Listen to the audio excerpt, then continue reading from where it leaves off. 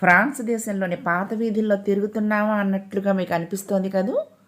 అందమైన చర్చిలు, కోటలు ఈ బాణా హిల్స్లో మనల్ని ఆశ్చర్యపరుస్తాయి. బాణా హిల్స్ అంటే కేవలం ఒక పర్యాటక ప్రాంతం కాదు, అది ఒక కళల ప్రపంచం. ఈ కొండలపైన ఒకప్పుడు ఫ్రెంచ్ వారు వేసవి విడిది కోసం కోటలు కట్టుకున్నారు. చూడండి, అక్కడ ప్రీ వెడ్డింగ్ షూట్ జరుగుతోంది ఇంత జోరున వర్షంలో కూడా. దీన్ని ఫ్రెంచ్ విలేజ్ అంటారు. ఇంత వర్షం పడుతున్నా రెయిన్ కోట్లు వేసుకొని అందరూ ఎవరి దారిన వాళ్ళు వీడియో షూట్లు, ఫోటో షూట్లు చేసుకుంటున్నారు. వాళ్ళతో పాటు మేము కూడాను. పంజాబ్ నుండి కొత్తగా పెళ్ళైన జంట హనీమూన్ కోసం వచ్చారు. ఇండియా అనేసరికి కాస్త పరిచయం అయ్యారు. వాళ్ళే వీళ్ళు. మిత్రులారా, ఈ ఫ్రెంచ్ విలేజ్ మేఘాల మధ్య దాగి ఉన్న ఒక పాతకాలపు యూరోపియన్ నగరంలా కనిపిస్తుంది.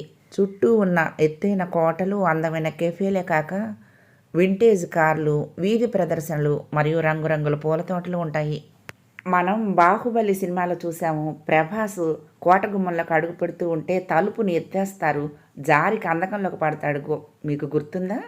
అలాగే ఉంటాయి చూడండి ఈ తలుపులు. వీటిని పైకి లాగితే కోట గోడలు మూసుకుని పోతాయి. ఫ్యాంటసీ పార్క్ ఉంది. ఇది వియత్నాంలోని అతిపెద్ద ఇండోర్ ఎంటర్టైన్మెంట్ సెంటర్లలో ఒకటి. ఇక్కడ సాహసోపేతమైన ఆటలు, 4D, 5D సినిమా థియేటర్లు ప్రత్యేక ఆకర్షణ. ఇక్కడ ఒక చోటు నుంచి మరొక చోటుకి వెళ్ళటానికి ఇలా టాయ్ ట్రైన్లు లాంటివి ఉంటాయి. అవి ఉచితంగా తీసుకువెళ్తారు ఎక్కడికి వెళ్ళాలన్నా. 5 నిమిషాలు 6 నిమిషాల షోలతోటి సినిమా థియేటర్లు ఉంటాయి. అసలు జీవితంలో మర్చిపోలేని అనుభూతినిస్తాయి ఆ థియేటర్లో చూసిన షోలు. అలాంటి ఓ షోకి వచ్చాము. ఇంకొక 4 షోలు కూడా చూసాము. ఎక్కడ కెమెరాలు ఆడనివ్వలేదు అక్కడ.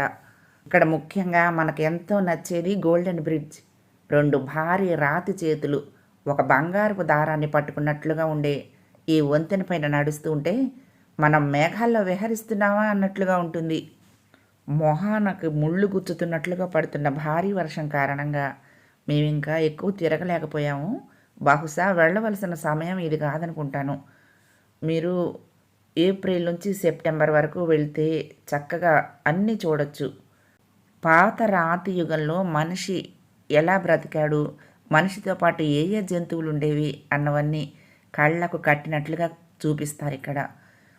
రాత్రి 8 గంటల దాకా తిరుగుతూనే ఉన్నాం, కానీ సగం కూడా చూడటం పూర్తి అవ్వలేదు. రాత్రి అయ్యేసరికి కొద్దిగా వర్షం తగ్గింది. అయినా ఇక చీకటి పడుతుంది. 10 తర్వాత ఇక కొండ మీద ఉండటానికి లేదు. అంటే రిసార్ట్స్ ఉన్నాయి, మేమైతే దానాంగులో బుక్ చేసుకున్నాం కాబట్టి తిరిగి వచ్చేసాము.